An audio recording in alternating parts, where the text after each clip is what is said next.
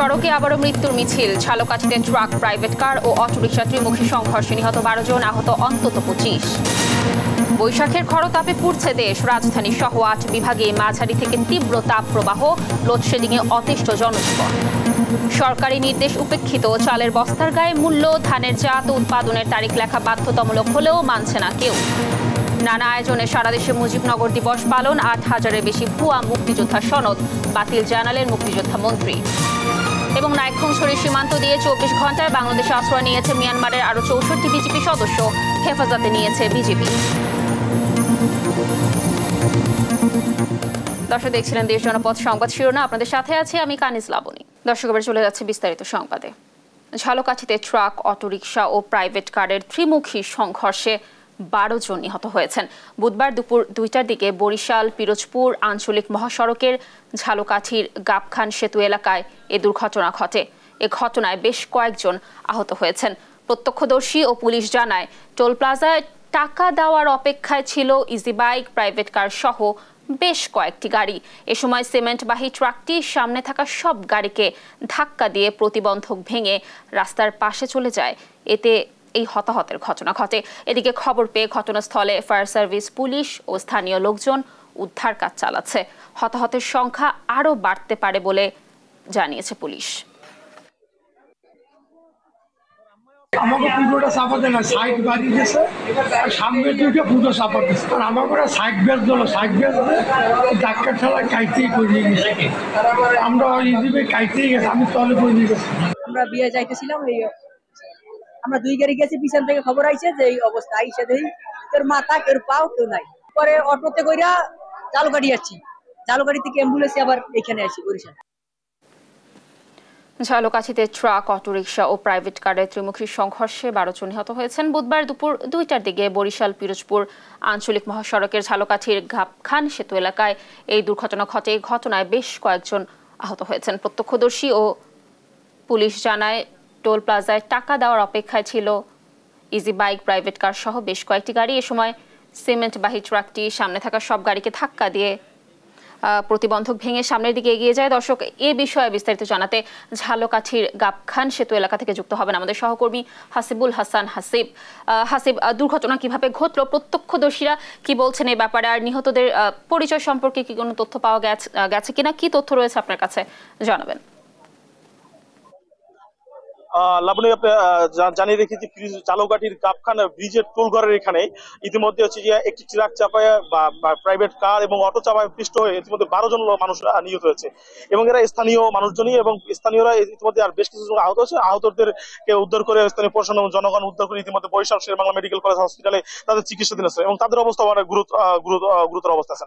আমি এখন কথা বলছি এখানে স্থানীয় যারা ঘটনা ঘটার পর্বে যারা মানে আহত উদ্ধার করে ছিল তাদের সাথে কথা বলছি। কিভাবে কি উদ্ধার করছিলেন? এখানে মাইক্রো জিপে আমি আইসা 5 জন পাইছি, আরো 2 জন আগে বের করা হয়েছে। তার সামনের 2 জন আগে দেখছি যে মাথার গেলু, হুজুরের গেলু বাইর হয়ে গেছে, আর পাশের জন হাত কাটিয়ে মনে করেন এই সাইলে মেলে গেছে, আর এখান থেকে এক অংশ নামিয়ে গেছে, ঠ্যাং বাজে পড়ছে, কিন্তু অনেক কষ্ট করিয়া দরিয়া ঠ্যাং বাইর করছে, অনেক বাজা বাইর হয় না, অনেক কষ্ট করিয়া বাইর করা হয়েছে। বাইর করিয়া 2 জনের গেলু নিচে পড়ে রয়েছে, হুজুরের গেলুটা আগে বের করে দিয়ে পলিথিনে কবির আমি বাইরে হয়েছে, পরে আরেকজনের পরে আরো একটু পাইছে, সেটাও হ্যারি গেলু মনে হয়, ওইটা বাইর করিয়া পলিথিনে দেওয়া হয়েছে, হেফাজতে দেওয়া হয়েছে। কতজন কি মারা গেছে? মোট এ জায়গা গাড়িতে ছিল 7 জন, আর ওদিকে মোট গেছে 12 জন। আপনারা একটু বলেন যে কিভাবে কি উদ্ধার করছিলেন যে ঘটনার পর, এবং ট্রাকটা কোন দিক থেকে আসছিল? ট্রাকটা আসছিল এই ব্রিজের উপর থেকে। ট্রাকটা আসার সাথে সাথে দেখলাম ফুল স্পিড আসছে, ওর ব্রেক নাই। ওইখানে এসে যে সময় টোলের স্পিড ব্রেকারটা পার হয়েছে, ওই সময় গাড়ি জাম্পিং করছে। জাম্পিং করার সাথে সাথে সামনে অটো, প্রাইভেট কার, প্লাস একদম সামনে আসলে একটা পিক আপ, ওগুলো নিয়ে একদম এখানে একজন ভিক্ষা করে ওয়ারের সহকারে এখানে নিয়ে এখানে ফেলাইছে। সব ফেলার সাথে সাথে আমরা দৌড়ে আসার সাথে সাথেই দেখি ওইখানেই অটোর লোকজন জায়গায় মারা গেছে। এমন 2-3 জন আমরা জীবিত পাইছি, আর উঠে দিছি অটোতে। আর পরে এখানে আইসা দেখি ওই ভিক্ষুক আবার নিচে ঢুকে রয়েছে, তার বাইর করে দেওয়ালাম, আর গাড়িতে উঠে দিলাম। দ্বিতীয়ত পরে প্রাইভেট কারে আছে দেখি 7 জন লোক, 2 জন মহিলা, 2টা বাচ্চা, 3 জন পুরুষ, 7 জন টোটালে। 7 জনই আমরা শুনছি যে তারা একটি গাড়িতে যাচ্ছে, তারা একটা বিয়ের অনুষ্ঠান, তাদের বাইক ঠিকানা কি আপনি জানতে পারছেন? ওস্তান হলে তাদের ঠিকানা, ওস্তান থেকে প্রাইভেট কার আর হলে অটো গাড়ি এগুলো নিয়ে তারা জানানি খাইতে যাইতেছিল ওই সময় এই ঘটনায়। আত্মীয় স্বজন তো তারা সকলেই হচ্ছে রোগীদের কাছে এখন বর্তমানে গেছে। লাশ লাবণী, আমি একটা বিষয় দেখা যাচ্ছে আপনার গাড়িটা দেখা যাচ্ছে যে গাড়িটা ইতিমধ্যে উঠে নিয়ে গেছে এখান থেকে রেগার এসে, এবং এই জায়গাটায় মূলত এই প্লেসটাই হচ্ছে যে গাড়িটা এসে পড়েছিল এবং এই গাড়িটা এই স্থানে পড়েছিল এবং এইখানে লাশগুলো পড়েছিল এবং মানুষজন, স্থানীয় মানুষজন প্রচুর পরিমাণে ভিড় জমে আছে যে এই গাড়ির স্থানটা দেখার জন্য, এবং স্থানীয় প্রশাসনের লোকজন ইতিমধ্যে কিন্তু প্রচুর তৎপর অবস্থায় আছে এই এখানে, এবং দেখা যাচ্ছে যে এখানে রাস্তায় স্বচ্ছ রক্ত কিন্তু ইতিমধ্যে লেগে আছে। আমি একটি বিষয় বলে রাখি যে মূলত দুর্ঘটনা ঘটছিল যে পিরোজপুর রাজাপুর জালকাঠি এবং বরিশাল সড়কের গাবখান ব্রিজের উপরে টোল করার এখানে হচ্ছে যে মূলত জালকাঠির দিকে যেতেছিল হচ্ছে প্রাইভেট কার এবং হচ্ছে অটোরিকশাটি, পিছন দিক থেকে নিয়ন্ত্রণ হারিয়ে যে ট্রাকটি আছে ট্রাকটি এসে তাদেরকে চাপা দেয় এবং ট্রাকের নিচে তারা চলে যায় এবং অটোরিকশাতে চলে যাওয়ার কারণে হচ্ছে যে ইতিমধ্যে অটোরিকশাটা এবং প্রাইভেট কারটা গাড়ির নিচে এবং দুমড়ে মুচড়ে যায়, একেবারে নিচে চলে যায় এবং এই ঘটনাস্থল থেকে 7টি লাশ উদ্ধার করা হয় এবং হসপিটালে নেওয়ার পরে যে আরো 4জন এবং পরবর্তী আরো একজন সব মিলিয়ে 12 জন মৃত ইতিমধ্যে প্রশাসন উদ্ধার করেছে এবং তাদেরকে জালকাঠি হাসপাতালে সেখানে রাখা হয়েছে। এবং আমি বলে রাখি যে স্থানীয় পুলিশ প্রশাসন এবং জেলা প্রশাসন মৃত ব্যক্তি শুরু করে তাদের আত্মীয় স্বজনের কাছে লাশ হস্তান্তরের প্রক্রিয়াটা ইতিমধ্যে চলছে এবং প্রশাসন জানিয়েছেন যে এই দুর্ঘটনার কারণ তদন্তের জন্য ইতিমধ্যে কিন্তু তদন্ত কমিটি তৈরির প্রস্তুতি চলছে এবং গাড়িটি উদ্ধার করা হচ্ছে এবং যে ঘাতক ট্রাকটি কিন্তু ইতিমধ্যে আটক করা হয়েছে। তবে প্রশাসন জানিয়েছে যে এই যে গাড়ির ড্রাইভার রিপন তাকে কিন্তু এখন আটক করা এবং আমি দেখাচ্ছি যে এই যে অটো রিক্সাটি যেটি দুমড়ে মুচড়ে গেছে একেবারে এবং এই অটো রিক্সা যাত্রী সংখ্যা ছিল 4 জন এবং 4 জনই ঘটনাস্থলে মৃত্যুবরণ করেছেন এবং এর পাশে ছিল একজন হচ্ছে যে একজন পথচারী ছিল, উনিও ইতিমধ্যে মারা গিয়েছেন। প্রাইভেট কারে ছিল যাওয়ার কারণে হচ্ছে যে মূলত যে একটি অনুষ্ঠানে যোগ দেওয়ার জন্য একটি পরিবারের তারপরে অধিকাংশ আত্মীয় স্বজন মিলেই তারা হচ্ছে এই প্রাইভেট কারটিতে তারা রওনা দিয়েছিল জালকাঠির উদ্দেশ্যে এবং এই গাবখান ব্রিজ টোল করে মূলত এই ঘটনাটি ঘটে এবং এই দুঃখজনক ঘটনার কারণে জায়গায় 12 জন লোক মারা যায়। প্রশাসন বলছে যে তারা চেষ্টা করছে যে এই ঘটনার কারণটা সম্পূর্ণভাবে যোগ করে এবং এই ঘটনাতে যে জড়িত ড্রাইভারকে ইতিমধ্যে গ্রেপ্তারের জন্য তারা চেষ্টা করছে। আরেকটি বিষয় বলে রাখছি, স্থানীয়রা দাবি করছে এই যে দুর্ঘটনার কারণে যে পরিবারগুলো অনেকটি হচ্ছে যে ক্ষতিগ্রস্ত হয়েছে এবং পরিবারের একই পরিবারের একাধিক স্বজন আছে বলে ইতিমধ্যে আমরা জানতে পেরেছি।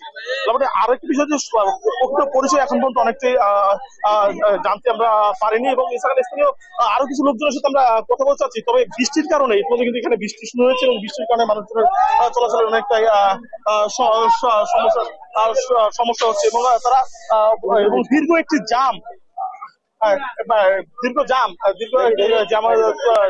তৈরি হচ্ছে দুই প্রান্তে বরিশাল খুলনা যে মহাসড়কটি ইতিমধ্যে যান চলাচল অনেকটাই বন্ধ রয়েছে আমরা দেখতে পাচ্ছি এবং একটি ঈদের পরপর ছুটির বন্ধের পরপরই এই সড়কটি বন্ধ হওয়ার জন্য দীর্ঘ একটি জামের তৈরি হচ্ছে এবং স্থানীয়রা বলতে চাইছে এই যেন অতি দ্রুতই যেন হচ্ছে যে সড়ক পরিষ্কার হয় এবং মৃত্যুর পথ যেন আস্তে আস্তে যেন কমে যায়। আমি এখন একজন প্রত্যক্ষদর্শীর সাথে কথা বলছি যে এই যে দুর্ঘটনা আপনারা কি বলছি দেখছেন নিরাপত্তার কি বুঝাচ্ছে? আসলে আমরা আসছি কলকাতা গেছিলাম, ওখান থেকে আসছি, আসার পথে দেখলাম এখানে জ্যাম, কিন্তু গাড়ির যে অবস্থা মনে হয় না যে আদৌ কেউ বেঁচে আছে। তো আসলে রাস্তায় যারা চলাচল করে আমার সকলের প্রতি অনুরোধ থাকবে এবং বিশেষ করে ড্রাইভারদের প্রতি অনুরোধ থাকবে যে সাবধানে গাড়ি চালান, আস্তে গাড়ি চালান এবং সবার আগে মানুষের জীবন, তারপরে আপনার ব্যস্ততা।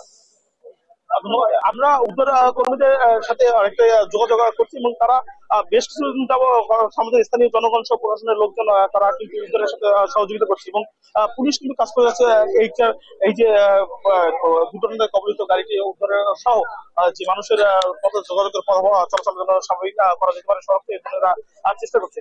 আমি এখন এখানে কথা বলতেছি যে এইখানে স্থানীয় এবং স্থানীয় আরো কিছু বেশ কিছু লোক বৃষ্টির কারণে মূলত মানুষজনের ভিড় অনেকটা কমে গিয়েছে এবং তারা রিকার কিন্তু ইতিমধ্যে চলে গেছে পুলিশ প্রশাসন থেকে গাড়িটি সরানোর জন্য তারা চেষ্টা করছে।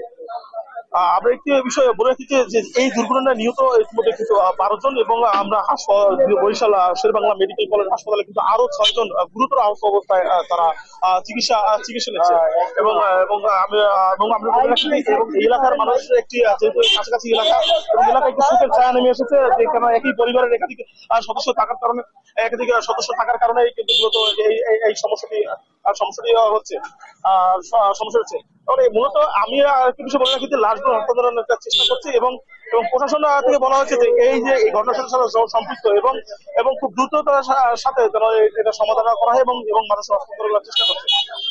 মানে এই ছিল মূলত বরিশালের থেকে দুর্ঘটনার সমস্যা। ধন্যবাদ হাসিব আমাদের সাথে যুক্ত থাকার জন্য। দর্শক, আজ আমি যে বলছিলাম যে ঝালকাঠিতে ট্রাক, অটোরিকশা, প্রাইভেট কারের ত্রিমুখী সংঘর্ষ, ইতিমধ্যে 12 জন নিহত হয়েছেন, অনেকেই আহত হওয়ার সংবাদও আমরা শুনতে পেয়েছি এবং এই ব্যাপারে সর্বশেষ তথ্য জানাচ্ছিলেন দুর্ঘটনাস্থল থেকে আমাদের সহকর্মী হাসিব। এদিকে ঝালকাঠির দুর্ঘটনায় আহত বেশ কয়েকজনকে ইতিমধ্যে বরিশাল সদর হাসপাতালে ভর্তি করা হয়েছে। তাদের অবস্থা জানবো এবার। আমাদের সাথে যুক্ত হবেন আমাদের সহকর্মী শফিক মুন্সি। শফিক, আহতদের অবস্থা কেমন দেখছেন? চিকিৎসকরা কি বলছেন? কি তথ্য রয়েছে? তাদের পরিচয়ের ব্যাপারেও কি কোনো তথ্য পাওয়া গিয়েছে কিনা জানাবেন। লাবণী, আপনি জানেন যে ঝালকাঠির গাবখানে যে মর্মান্তিক সড়ক দুর্ঘটনা ঘটেছে সেখান থেকে কিন্তু আহত 12 জনকে উদ্ধার করে বরিশাল শেরেবাংলা মেডিকেল কলেজ হাসপাতালে ভর্তি করা হয়েছিল, যাদের ভিতর 7 জন পুরুষ, বাকিরা নারী। আমরা চিকিৎসকদের সাথে যে কথা বলেছি যে এই যে 12 জনের মধ্যে অধিকাংশেরই কিন্তু অবস্থা গুরুতর এবং বরিশাল বিভাগীয় স্বাস্থ্য অধিদপ্তরের আঞ্চলিক কার্যালয়ের যিনি পরিচালক শ্যামল কৃষ্ণ সাহা, উনি আমাদেরকে কিছুক্ষণ আগে নিশ্চিত করেছে যে 12 জনকে কিন্তু বরিশাল শেরেবাংলা মেডিকেল কলেজ হাসপাতালে ভর্তি করা হয়েছিল, তাদের ভিতর 1 জন কিন্তু মারা গেছেন। মৃত তিনি আসলে ওই অটোতে ছিলেন, সেই যাত্রীর নাম রুহুল আমিন এবং তার বাড়ি হচ্ছে ঝালকাঠি জেলার স্বরূপকাঠি থানার মাসুন্ডা গ্রামে। তো আহত বাদবাকি যারা আছেন তাদের অবস্থা কিন্তু গুরুতর। তাদের চিকিৎসার ব্যাপারে কিন্তু বরিশাল শেরেবাংলা মেডিকেল কলেজ হাসপাতাল কর্তৃপক্ষ এবং বিভাগীয় স্বাস্থ্য অধিদপ্তর তারা কিন্তু জোর প্রচেষ্টা চালিয়ে যাচ্ছেন, আমাদেরকে সেই ব্যাপারে কিন্তু নিশ্চিত করেছেন। তারা একই সাথে কিন্তু আহ্বান জানিয়েছেন যে হাসপাতালের আশেপাশে যারা আসলে রক্ত দেবার মতো আছেন তারা যেন দ্রুত হাসপাতালের জরুরি বিভাগে আসলে আসেন, এবং কারণ এই যে আহত যারা আছেন তাদের কিন্তু রক্তের প্রয়োজন। এছাড়া অন্য যে বিষয়টা যে এই হাসপাতালের সার্জারি বিভাগ এবং অর্থোপেডিক্স বিভাগের চিকিৎসক, নার্স, তাদের সমন্বয়ে কিন্তু বিশেষায়িত টিম করা হয়েছে যারা আসলে আহতদের চিকিৎসা দিচ্ছেন। এবং আমরা কিন্তু বর্তমানে এখন আছি শেরেবাংলা মেডিকেল কলেজ হাসপাতালের সার্জারি বিভাগে, এটা হাসপাতালের 4র্থ তলায় আসলে অবস্থিত। আমরা এখন কিন্তু আমাদের সাথে যুক্ত করে নেব এই ঝালকাঠি যে সড়ক দুর্ঘটনা ঘটেছিল সেখান থেকে আহত যে 12 জনকে কিন্তু যারা স্থানীয় যারা উদ্ধার করে এনেছিলেন তাদের মধ্যে একজনের সাথে আমি সরাসরি আসলে যুক্ত আছি। আপনি আমাদেরকে একটু পুরো ঘটনাটা একটু বলবেন এবং কতজন আসলে আহতকে আপনি বরিশাল শেরেবাংলা মেডিকেল কলেজ হাসপাতালে এনেছিলেন? আহত হয়তো 15 থেকে 20 জন। ঝালকাঠি থেকে 4 জন মারা গেছে আর বাকিটা নিয়ে আসছে বরিশালে আসার পর 2 জন মারা গেছে। একজন হয়েছে যে ছিল মাইকোতে আর একজন ছিল অটোতে। 4টি অটোই আমরা ওই বিয়ার উদ্দেশ্যে রওনা করে আসছিল এবং মানে 4টি আর পথচারীও ছিল সাইডে। এরা পিছন থেকে মারার কারণে মানে অন্য মাইকো এবং ভিক্ষুকও মানে ওই যে ট্রাক চাপাতেছে এতে ভিক্ষুকও অসুস্থ। মোটামুটি এখন 20 জনের মতন এই বরিশালে আমরা এখন তাই নিয়ে আসছি। যে আমরা আসলে আর কি যেটা শুনছিলাম যে পিছন থেকে আসলে ট্রাক, একটা বেপরোয়া গতিতে ট্রাক আসলে এসে বিয়ের বৌভাত অনুষ্ঠানে যাওয়ার জন্য যে 4 থেকে 5টি অটো ভর্তি যাত্রী ছিল তাদেরকে আসলে পিছন থেকে আসলে পিষে দেয় এবং চাপা দিয়ে যায়। লাবণী, এই ছিল আমার কাছ থেকে বরিশাল শেরেবাংলা মেডিকেল কলেজ হাসপাতাল থেকে আহতদের সর্বশেষ আপডেট। ধন্যবাদ শফিক আমাদের সাথে যুক্ত থাকার জন্য। দর্শক, ঝালকাঠিতে দুর্ঘটনার পর আহত যারা রয়েছেন তাদের বেশ কয়েকজনকেই বরিশাল সদর হাসপাতালে নেওয়া হয়েছে। সেখানে তাদের চিকিৎসকরা কি বলছেন তাদের অবস্থা ব্যাপারে, সে ব্যাপারে সর্বশেষ তথ্য জানছিলাম আমাদের সহকর্মীর কাছ থেকে। বৈশাখের খরতাপে পুড়ছে দেশ। আবহাওয়া অফিস বলছে রাজধানী ঢাকা সহ 8 বিভাগের কোথাও কোথাও মাঝারি থেকে তীব্র তাপপ্রবাহ বয়ে চলেছে। এতে চরম বিপাকে পড়েছেন সাধারণ মানুষ। জরুরি প্রয়োজনে বাইরে বের হওয়া মানুষ ঘাম ঝরিয়ে ক্লান্ত হয়ে পড়ছেন। সবচেয়ে বেশি বিপাকে পড়েছেন নিম্ন আয়ের মানুষ। ডেস্ক রিপোর্টে দেখুন বিস্তারিত। কয়েকদিন ধরে চুয়াডাঙ্গার উপর দিয়ে বয়ে চলেছে মৃদু থেকে মাঝারি তাপপ্রবাহ। সেটি এখন রূপ নিয়েছে তীব্র তাপপ্রবাহে। এতে জনজীবনে নেমে এসেছে স্থবিরতা। খুব প্রয়োজন ছাড়া বাহিরে বের হচ্ছে না কেউ। সবচেয়ে বেশি বিপাকে পড়েছে নিম্ন আয়ের খেটে খাওয়া মানুষ। বুধবার দুপুর ৩টায় চুয়াডাঙ্গায় তাপমাত্রা 40.7 ডিগ্রি সেলসিয়াস রেকর্ড করা হয়েছে। একই অবস্থা যশোর জেলাতেও। সূর্যের প্রখরতার সাথে তীব্র গরম প্রাণ প্রকৃতিতে নামিয়েছে স্থবিরতা। বুধবার বেলা 11টায় জেলার সর্বোচ্চ তাপমাত্রা 36.4 ডিগ্রি সেলসিয়াস রেকর্ড করা হয়। প্রচণ্ড গরম, গরমের তাপও বেশি এখন বর্তমান। এখন এই গাছতলায় বসে আছে। গরম মানে বিশাল গরম, হাঁসফাঁস খাচ্ছে মানুষ, আর টিউবওয়েলে তো পানিই নেই। তীব্র গরমে হাঁপিয়ে উঠেছে বগুড়ার জনজীবন। বৈশাখের শুরুতেই টানা কয়েকদিনের তীব্র গরম ও লোডশেডিংয়ে অতিষ্ঠ হয়ে উঠেছে বগুড়ার শহর গ্রাম। সবচেয়ে বেশি বিপাকে পড়েছেন খেটে খাওয়া শ্রমজীবীরা। গরমে মানুষ খেপো খুব কম, তেমন একটা সুবিধা হচ্ছে না। আর গরমে আমরাও মানে চালাতে পারতেছি না সুবিধা মতো। রোদের মধ্যে থাকা লাগে খুব কষ্ট হয় আর কি দোকানদারি করতে। সেখানে চাপ বেশি, আপনি মানুষজন আসে খালি মানে হুতস পারে, ভাই তাড়াতাড়ি দেন, অনেকে পারাবাড়ি করে। সেখানে ভালো, শরবত খুব টান দিচ্ছে গরমের কারণে। যে গরম পড়ছে আসলে সাধারণ মানুষের জন্য এটা খুবই দুর্বহ অবস্থা। চলমান তাপপ্রবাহ আবহাওয়াজনিত কারণে বরিশাল সহ আশেপাশের অঞ্চলে আশঙ্কাজনক হারে বৃদ্ধি পেয়েছে নানাবিধ রোগে আক্রান্ত রোগীর সংখ্যা। 6 জেলার মানুষ ভিড় করেছে শেরে বাংলা মেডিকেল কলেজ হাসপাতালে। শিশু বিভাগে শয্যা সংখ্যা 44টির বিপরীতে রোগী ভর্তি থাকছে কয়েক গুণ বেশি। বাচ্চার ওই যে বাথরুম আর যে বমি, জ্বর ছিল, ডায়রিয়া এখন ঠিক আছে। এই 3-4 দিন থেকে। এর আগে কোথায় ছিলেন? নাকি না, এই হাসপাতালে ছিলাম না, এর আগে বইতে ছিলাম। আর আব্বুর কাছে বলবো না। রোগীর চাপ উদ্বেগ বাড়িয়েছে চিকিৎসক সহ হাসপাতাল কর্তৃপক্ষের। যে সময় টেম্পারেচার বেশি থাকে এই সময় না বের হওয়াই ভালো। যদি একান্তই বের হতে হয় তবে আমাদের ছাতা নিয়ে বের হবো। আর আমাদের যেখানে রোগী বেশি দেখা যাচ্ছে সেটা হলো আমাদের শিশু রোগীগুলো বেশি আসতেছে এখন ডায়রিয়া নিয়ে। আমাদের ডায়রিয়া প্রকোপ সিজনও এটা। তো সেই ক্ষেত্রে আমাদের খাওয়া দাওয়া থেকে সবকিছু থেকে আমাদের চেষ্টা করতে হবে যাতে আমাদের মানসম্মত খাওয়া দাওয়া খাই, আমরা বাইরে ফুটপাতে বা ফাস্ট ফুড এগুলো না খাই এই সময়। আবহাওয়া অফিসের তথ্য বলছে রংপুর বিভাগ ছাড়া তাপপ্রবাহ বয়ে যাচ্ছে দেশের সর্বত্র। আগামী 5 দিনে তাপমাত্রা কমার আভাস নেই। শুভশ্রী রায়, নিউজ ডেস্ক, দেশ টিভি। দর্শক, যেমনটি বলছিলাম যে রাজধানী ঢাকা সহ 8 বিভাগের বেশ কিছু জায়গায় মাঝারি থেকে তীব্র তাপপ্রবাহ বয়ে চলেছে। এ ব্যাপারে বিস্তারিত তথ্য জানাতে বগুড়া থেকে যুক্ত হবেন আমাদের সহকর্মী সঞ্জু রায়। সঞ্জু, বগুড়াতে তাপপ্রবাহের কি প্রভাব পড়েছে, কি তথ্য রয়েছে, আমাদেরকে বিস্তারিত জানাবেন। লাবণী, গেল কয়েকদিন হলেই কিন্তু উত্তরাঞ্চলের অন্যান্য জেলার ন্যায় বগুড়াতেও কিন্তু মাঝারি তাপপ্রবাহ চলছে এবং তীব্র গরমে জনজীবন কিন্তু হাঁপিয়ে উঠেছে। সবচেয়ে বেশি নেতিবাচক প্রভাব পড়েছে খেটে খাওয়া মানুষগুলোর জীবনে, যাদের আসলে দিন রিক্সা ভ্যান এগুলো নিয়ে না বের হলে পরিবারের মুখে ভাত তুলে দিতে পারবে না। এই গরমে কিন্তু তাদের বলা যায় এক প্রকার নাভিশ্বাস উঠেছে। রিক্সা চালকরা কিন্তু একটি করে যাত্রী দেখা যাচ্ছে কোথাও নামিয়ে তাদেরকে আবার বিশ্রাম নিতে হচ্ছে, খুঁজতে হচ্ছে ছায়া। এবং গরমের যে তীব্রতা, বাতাসের যে আর্দ্রতা, সেই সব কিছু মিলিয়ে সাধারণ মানুষের জীবন কিন্তু এখন আসলে সহ্য করার মতো অবস্থা নেই। এবং সবচেয়ে বেশি ভোগান্তি যেটি বাড়িয়েছে, মাঝে মাঝে লোডশেডিং এবং সন্ধ্যার পর থেকে মশার উপদ্রব, সব মিলিয়ে জনজীবনে কিন্তু নাভিশ্বাস চলছে বগুড়ার প্রতিটি এলাকাতেই। আপনি দেখছেন যে বগুড়া, আমি এখন দাঁড়িয়ে আছি বগুড়া শহরের 7 মাথায়। এই এলাকাতে কিন্তু এখন সাধারণ মানুষদের এই গরমে তৃষ্ণা মেটানোর জন্য এখন কিন্তু এখানে বিভিন্ন ভাসমান শরবতের দোকান এবং আখের রসের দোকানগুলোতেও সাধারণ মানুষ ভিড় করছে। আসলে খেটে খাওয়া মানুষ যারা তাদের জীবিকার তাগিদে যদি দিনে না বের হয়, এই গরমকে উপেক্ষা করেই কিন্তু তাদের দৈনন্দিন কাজকর্ম করতে হচ্ছে। কিন্তু গরমের যে তীব্রতা, এতে করে আসলে অসুস্থতার পরিমাণও কিন্তু দিনে দিনে বাড়ছে এবং হাসপাতালগুলোতে গরমের কারণে সৃষ্ট রোগীর সংখ্যাও কিন্তু বেড়েই চলেছে। আমার আজকে কথা হয়েছে বগুড়া আবহাওয়া অফিসে, দুপুর 3টায় তারা তাপমাত্রা রেকর্ড করেছে 37.7 ডিগ্রি সেলসিয়াস। তবে গতকালকে কিন্তু এই তাপমাত্রা আরো বেশি ছিল, আজকে কিছুটা তাপমাত্রা কমেছে, কিন্তু বাতাসের আর্দ্রতা বেশি থাকার কারণে এই গরমের অনুভবটা হচ্ছে অনেক বেশি। আমরা একটু দু একজন সাধারণ মানুষের সাথে কথা বলবো যে এই তীব্র গরমে তাদের জীবনে আসলে কি নেতিবাচক প্রভাব পড়ছে। আসলে গরমের যে পরিস্থিতি, প্রচন্ড গরম, এর ভিতরে দুর্ভোগ হচ্ছে আপনার বিদ্যুৎ থাকে না, সন্ধ্যার পর তো প্রচন্ড মশা। আর সবচেয়ে বড় যেটা সমস্যা দেখা যায় বাচ্চাদেরকে নিয়ে, তাদের ঘামটা বসে যায়, বিভিন্ন ঠান্ডাজনিত রোগগুলো আছে। আর সবকিছু মিলে আমাদের জীবন অনেক অতিষ্ঠ, কারণ দেখা যাচ্ছে যে আপনার বিদ্যুৎ থাকতেছে না, 1 ঘন্টা পর পর আসে, আবার অনেক সময় সেটাও থাকে না। এই সার্বিক মিলে আমাদের জীবন এতটাই অতিষ্ঠ যে অনেক তাপদাহ অনেক বেড়ে গেছে।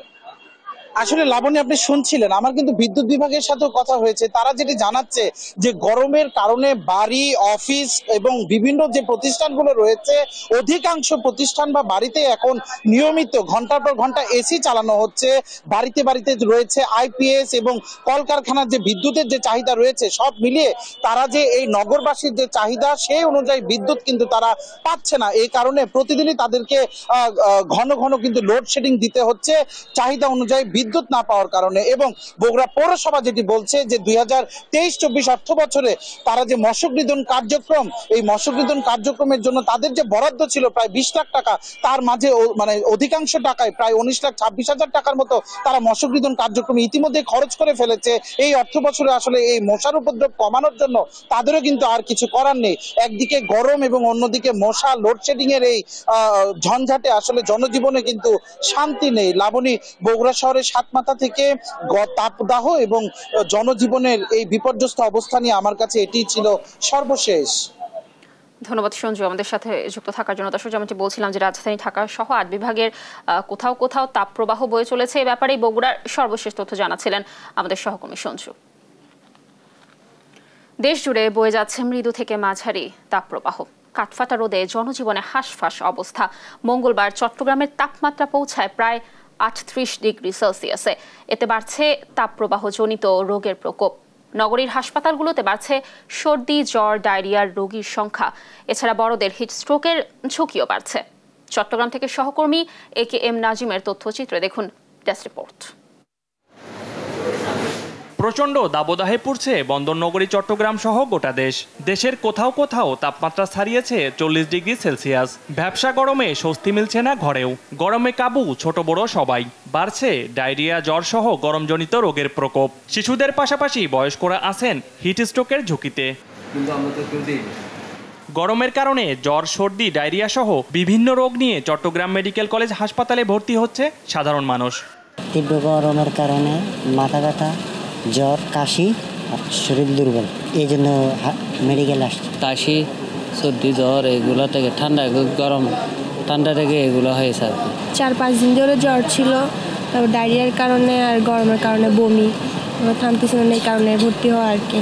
সকাল থেকে অলরেডি 6টা স্যালাইন দিছে, এখন মোটামুটি ভালো। জ্বর, কাশি 3 দিন ধরে, আর খাবার দাবার খাচ্ছে না, চোখ মেলতে পারতেছে না। তীব্র তাপদাহের কারণে জ্বর ও কাশি সহ নানা রোগে আক্রান্ত হচ্ছে লোকজন। এক্ষেত্রে শিশু ও বয়স্কদের আক্রান্তের হার বেশি, তাই সতর্ক থাকার পরামর্শ চিকিৎসকদের। বাইরের যেগুলো ক্ষেত্রে খাবার, এগুলো সাবধানতার সাথে খাওয়ার জন্য আর কি, বিশেষ করে পানি খাওয়ার ক্ষেত্রে, বা হচ্ছে যেগুলো অনেকে হচ্ছে আখের জুস খায় বা বিভিন্ন জনের মানে দোকানের ইয়াগুলো খায়, এগুলো যাতে অ্যাভয়েড করে আর কি, বা ফুচকা খাওয়ার ক্ষেত্রে সতর্কতা অবলম্বন করার জন্য। 3 দিনের বেশি জ্বর থাকলে চিকিৎসকের পরামর্শ নিয়ে ওষুধ সেবন করা উচিত, জানান চট্টগ্রাম মেডিকেলের পরিচালক। তীব্র তাপদাহ চলছে এবং এই সময় ডায়রিয়া বা নিউমোনিয়া, জ্বর, কাশি এগুলা রোগীর সংখ্যা বাড়ে। আমাদের পরামর্শ সবার জন্য যে অবশ্যই সাথে সাথে সঠিক চিকিৎসকের কাছে যাবেন, প্রচুর পানি পান করবেন। স্যালাইন খাওয়া, ঘাম ও ময়লাযুক্ত হাতে কোনো কিছু মুখে না দেয়া এবং পচা বাসি খাবার এড়িয়ে চলা এবং বড় ছোট সবাইকে বেশি পরিমাণে নিরাপদ পানি পানের পরামর্শ দিচ্ছেন চিকিৎসকেরা। নিউজ ডেস্ক, দেশ টিভি। দর্শক, দেশ জনপদ সংবাদে আরও থাকছে।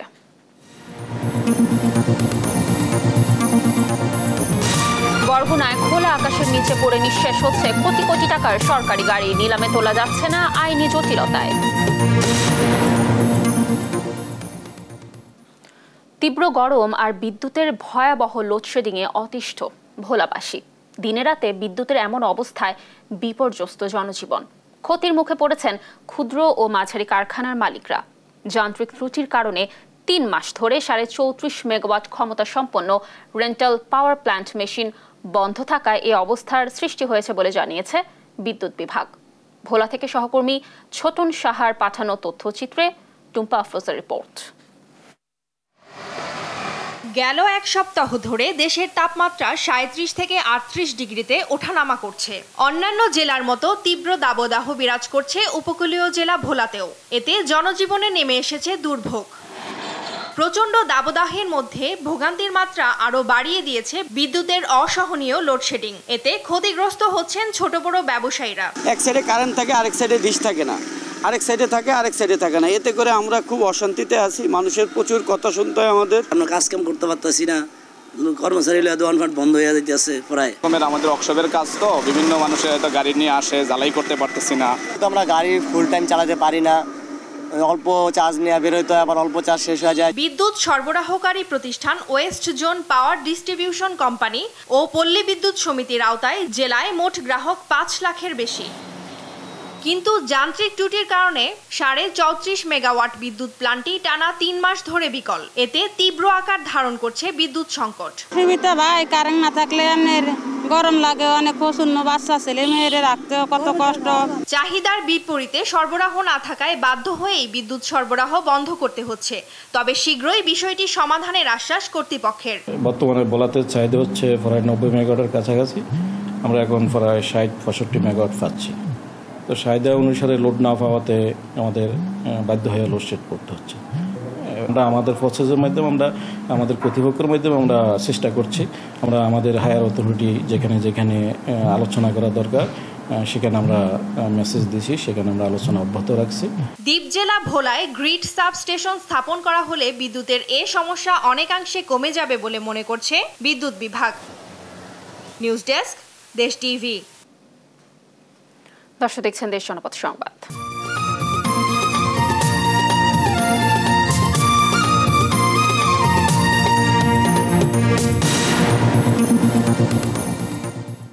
দর্শক দেখছেন দেশ জনপদ সংবাদ। চালের বাজার নিয়ন্ত্রণে পহেলা বৈশাখ থেকে বস্তার গায়ে চালের মূল্য, ধানের জাত ও উৎপাদনের তারিখ লেখা বাধ্যতামূলক করা হলেও এখন পর্যন্ত কার্যকর হয়নি। এসব তথ্য ছাড়াই আগের মতো বাজারে বিক্রি হচ্ছে চাল। মিল মালিকরা বলছেন নির্দেশনা বাস্তবায়ন করতে সময় লাগবে। আর প্রশাসন বলছে তথ্য ছাড়া চাল বাজারজাত করলে জরিমানা সহ সর্বোচ্চ শাস্তির আওতায় আনা হবে মিলারদের। কুষ্টিয়া থেকে নাহিদ হাসান, তিতাসের রিপোর্ট।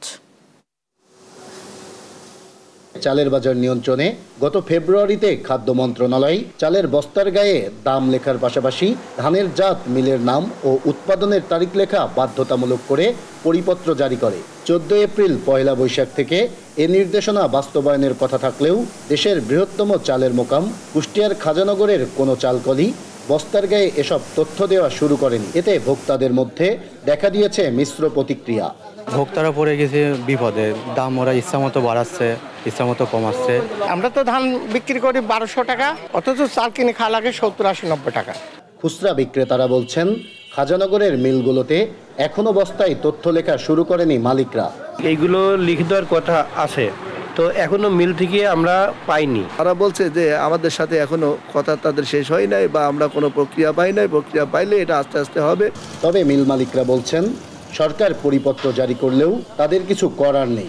20,000 বস্তা আমাকে একবারে আনার পরে সাপ্লাই করতে আমার 2 মাসও লেগে যেতে পারে, বা অনেক মিল মালিক আর বেশি লাগতে পারে, কারোর কমও লাগতে পারে।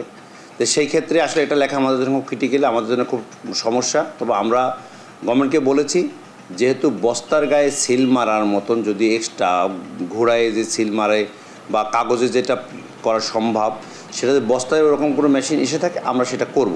আর বাজার তদারকির দায়িত্বে থাকা কর্মকর্তারা বলছেন সরকারি নির্দেশনা না মেনে চাল বাজারজাত করলে জরিমানা সহ সর্বোচ্চ শাস্তির আওতায় আনা হবে মিলারদের।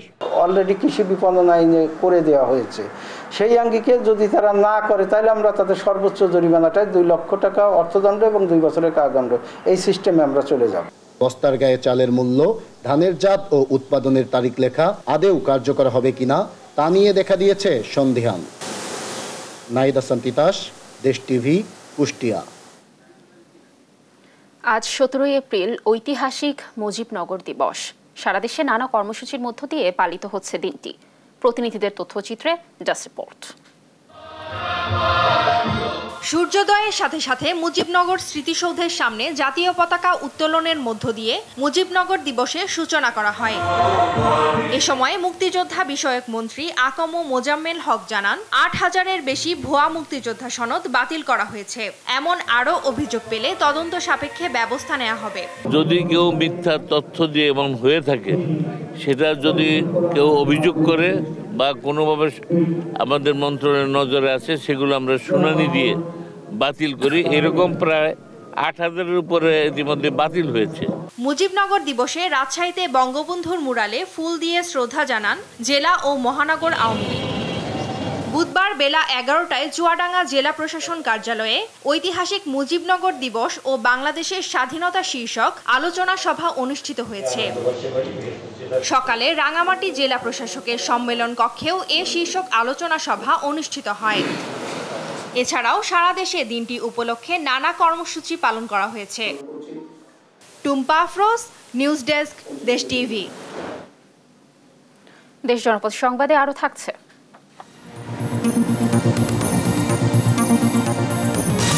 বান্দরবানের মারমাপাড়াগুলোতে বইছে জল উৎসবের জোয়ার। বৈশাখী উৎসব শেষ হলেও রেশ থাকবে মাস জুড়ে। আজ 17 এপ্রিল ঐতিহাসিক মুজিবনগর দিবস। আর এই দিবসটি উপলক্ষে মেহেরপুরের মুজিবনগর সেজেছে নতুন সাজে। তবে সাজানো হয়নি বঙ্গবন্ধু সহ জাতীয় 4 নেতার ভাস্কর্য। অনেক আগেই চুরি হয়ে যাওয়া বঙ্গবন্ধুর ভাস্কর্যের চশমাও হয়নি লাগানো। ভাঙাচোরা অবস্থায় রয়েছে জাতীয় 4 নেতার ভাস্কর্যের চশমা, যা নিয়ে ক্ষুব্ধ মুক্তিযোদ্ধা ও তাদের সন্তানরা। ইরফান রানার ক্যামেরায় নাহিদ হাসান তিতাসের রিপোর্ট। স্বাধীন বাংলার মুক্তিযুদ্ধের ইতিহাসের জীবন্ত সাক্ষী মেহেরপুরের মুজিবনগর উপজেলার বৈদ্যনাথতলা। মুক্তিযুদ্ধের সেই ইতিহাসকে ধরে রাখতে এখানে নির্মাণ করা হয়েছে শত শত ভাস্কর্য ও মুরাল। তবে স্বাধীনতার 53 বছরেও মুক্তিযুদ্ধের তীর্থস্থান মুজিবনগর তার কাঙ্ক্ষিত রূপমর্যাদা পায়নি। ঐতিহাসিক দিবসটি ঘিরে মুজিবনগরকে নতুন রূপে সাজানো হলেও অবহেলিত বঙ্গবন্ধু সহ জাতীয় 4 নেতার ভাস্কর্য। অনেক আগেই চুরি হয়ে গেছে বঙ্গবন্ধুর চশমা। দীর্ঘদিন ধরে ভাঙাচোরা অবস্থায় রয়েছে জাতীয় 4 নেতার ভাস্কর্যের চশমাও। চুরি হয়েছে মানচিত্রের 60টি লাইটও। আবার এখানকার অনেক ভাস্কর্যেই দেখা দিয়েছে ফাটল। অযত্ন আর অবহেলায় বঙ্গবন্ধু সহ জাতীয় 4 নেতার ভাস্কর্যগুলোর এমন অবস্থায় ক্ষুব্ধ মুক্তিযোদ্ধা ও তাদের সন্তানেরা। আমি প্রায়ই দেখলাম তাদের চশমাগুলো ভাঙা। আসলে এর চেয়ে দুঃখজনক আর কিছু হতে পারে না। এই মোরালগুলো যে নষ্ট হয়ে আছে, এই দেখার লোকগুলো কারা? বর্তমানে যে মোরালগুলো আছে এগুলা সঠিক মতো পরিচর্যায় নাই। আর এ বিষয়ে গণপূর্ত বিভাগের কর্মকর্তারা বলছেন, কিভাবে তারা ভাস্কর্যগুলো সংস্কার করবেন তা জানেন না তারা। ঊর্ধ্বতন কর্তৃপক্ষের নির্দেশনা পেলেই শুরু করবেন কাজ। ভাস্করের বিষয়ে তো আমরা আসলে এক্সপার্ট না, আর কিভাবে কি হবে আমরা বলতে পারি না। আসলে এখন আমাকে সিদ্ধান্ত দিলে যদি নতুন চশমা দিতে বলে তাহলে আমি সেটা দিতে পারবো, কিন্তু এগুলো তো আমি কোনো সিদ্ধান্ত আসলে পাচ্ছি না। তবে উপজেলা নির্বাহী কর্মকর্তা বলছেন, ভাস্কর্যে কোনো কিছুর যোজন বিয়োজন করার ক্ষমতা নেই তাদের। এজন্য একটি উচ্চ পর্যায়ের কমিটি রয়েছে, তাদের সাথে যোগাযোগ করে এগুলোর সংস্কারের ব্যবস্থা করা হবে। এখানে কোনো কিছু চেঞ্জ করতে হলে, সংযোজন বিয়োজন করতে হলে সেটা উচ্চ পর্যায়ের কমিটি পারে। তবে আপনাদের বিষয়টা আমি ঊর্ধ্বতন কর্তৃপক্ষকে জানাতে পারবো। মুজিবনগরে অবস্থিত মুক্তিযুদ্ধের মহানায়ক বঙ্গবন্ধু শেখ মুজিবুর রহমান ও জাতীয় 4 নেতার ভাস্কর্য সহ সকল ভাস্কর্য দ্রুত সংস্কার করে সঠিকভাবে সংরক্ষণের দাবি মুক্তিযোদ্ধা ও স্থানীয়দের। নাহিদ হাসান তিতাস, দেশ টিভি। দর্শক দেখছেন দেশ জনপদ সংবাদ।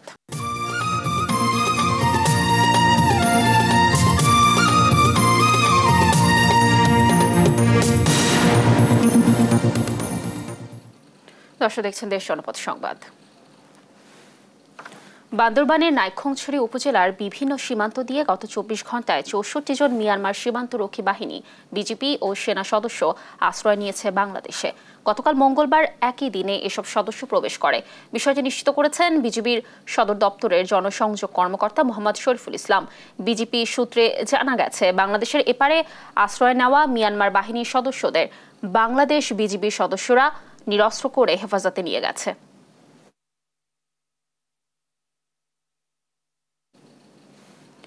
লালমনিরহাটের লোহাকুচি সীমান্তে ভারতীয় সীমান্তরক্ষী বাহিনীর ছোড়া রাবার বুলেটে সাবেক ইউপি সদস্য আহত হয়েছে। মঙ্গলবার সন্ধ্যায় উপজেলার লোহাকুচি বিওপি এলাকার ভারত বাংলাদেশ সীমান্তের ৯২১ নম্বর পিলার এলাকা দিয়ে অবৈধভাবে গরু পারাপারের সময় ভারতীয় বিএসএফ এর ছোড়া রাবার বুলেটে আহত হয় সাইফুল ইসলাম নান্নু। পরে আহত নান্নুকে আদিতমারি স্বাস্থ্য কমপ্লেক্সে চিকিৎসার জন্য ভর্তি করানো হয়।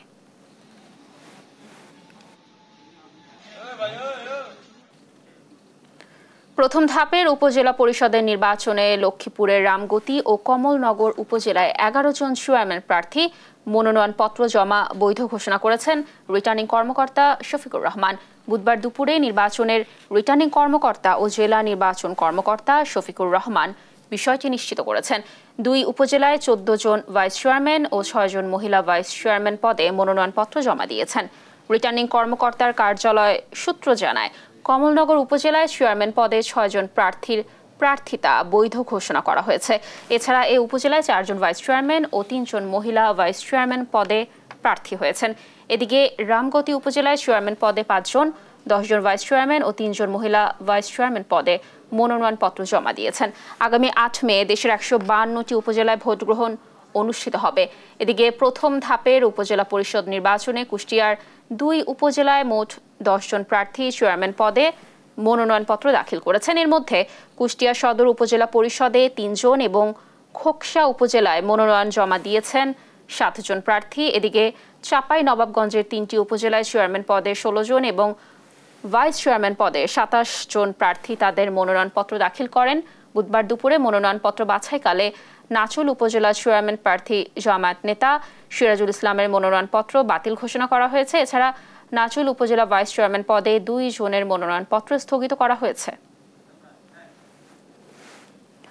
নরসিংদীর রায়পুরায় বালু ব্যবসা ও আধিপত্য বিস্তারকে কেন্দ্র করে দুই পক্ষের সংঘর্ষে গুলিবিদ্ধ হয়ে রাজমিস্ত্রি নিহত ও ৭ জন আহত হয়েছে। বুধবার ভোরে লোকজন সহ দেশীয় অস্ত্রশস্ত্রে সজ্জিত হয়ে এলাকা দখলের জন্য বীরগাঁও, সোনাকান্দি, আমিরাবাদ সহ ইউনিয়নের বিভিন্ন স্থানে হামলা চালায় রাজীব গ্রুপ। এ সময় প্রতিরোধ গড়ে তুলতে গেলে বীরগাঁও এলাকার আনোয়ার গ্রুপের সাথে সংঘর্ষ বাধে। দুপক্ষের গোলাগুলিতে বেশ কয়েকজন আহত হয়। এর মধ্যে আহত অবস্থায় নরসিংদী জেলা হাসপাতালে নেয়ার পথেই সাগর মিয়া নামে একজনের মৃত্যু হয়।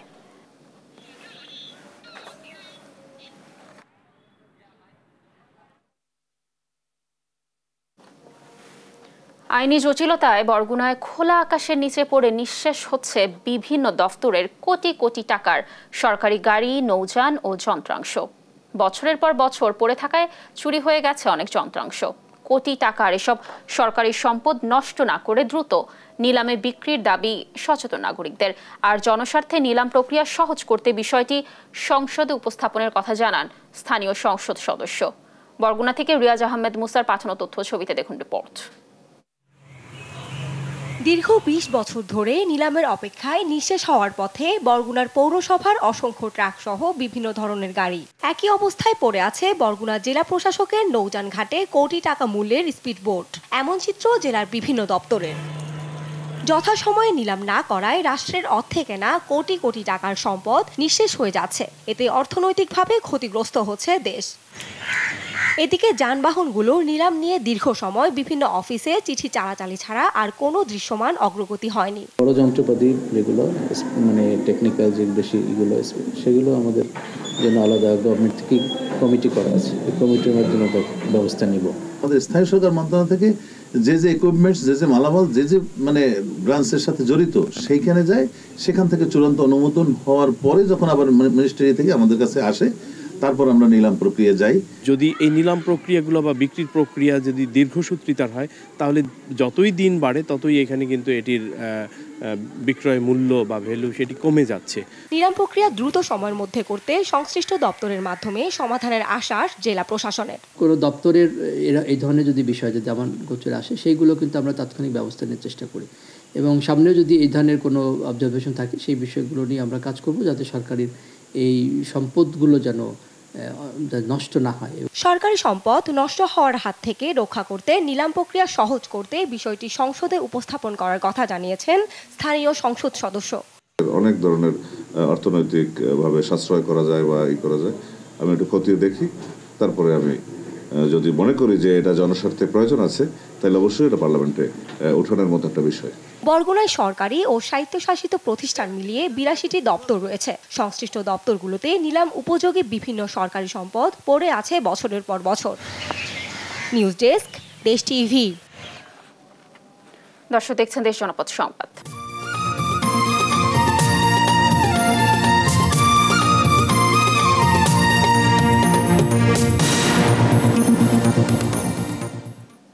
দর্শক দেখছেন দেশ জনপদ সংবাদ। পুরাতন বছরকে বিদায় ও নতুন বর্ষবরণের উৎসবকে কেন্দ্র করে বান্দরবানের বিভিন্ন মারমাপাড়াতে বইছে জল উৎসবের জোয়ার। জেলা শহরে 2 দিনের বৃহৎ এই পানি বর্ষণ কর্মসূচির মধ্য দিয়ে বৈশাখী উৎসব শেষ হয়ে গেলেও এর রেশ থেকে যাবে প্রায় পুরো এপ্রিল মাস জুড়ে। বান্দরবান থেকে সহকর্মী আবুল বাশার নয়নের প্রতিবেদন, জানাচ্ছেন সালমা জাহান। জলের এ ধারায় ধুয়ে যাক যত অনাচার, শান্তি ফিরুক পাহাড়ে। তাই তো বান্দরবানের সাংগ্রাই উৎসবের এবারের প্রতিপাদ্য প্রতিটি ফোঁটাই হোক শান্তির দূত, পৃথিবী হোক শান্ত মৈত্রীময় জলধারায়। জলকেলির মাধ্যমে পদ্মা নামলো এবারের সাংগ্রাই উৎসবের। বান্দরবানের রাজার মাঠে পাহাড়ি তরুণ তরুণীরা একে অপরের গায়ে পানি ছিটিয়ে সাংগ্রাই জল উৎসবে মেতে ওঠেন। তাদের বিশ্বাস এই জলের ধারায় মুছে যাবে পুরনো সব গ্লানি, দুঃখ, কষ্ট। একই সঙ্গে সাংগ্রাই উৎসবের মাধ্যমে নতুন বছরকে স্বাগত জানান তারা। আমি আমার গত বছর যেটা দুঃখ ছিল, যে খারাপ অভ্যাস ছিল আমার, সেটা ধুয়ে মুছে ফেলেছি। ছয়নতলা বিহারে যাওয়া আর একসাথে আনন্দ করার মুহূর্তগুলো আমাদের অনেক খুবই সুন্দর, মনটাই খুলে আমরা করতে পারি। এখানে এসে আমার খুব ভালো লাগতেছে। আর এই বছরে আমাদের যার যার পছন্দ ছেলেকে পানি মারা হয়, অনেক ভালো লাগতেছে। যে যার প্রিয় মানুষদের সাথে এনজয় করতে আসছি। পাহাড়ি বাঙালির মেলবন্ধনে মেলায় পরিণত হয় রাজার মাঠে মারমা সম্প্রদায় সাংগ্রাই উৎসব। নিউজ ডেস্ক, দেশ টিভি।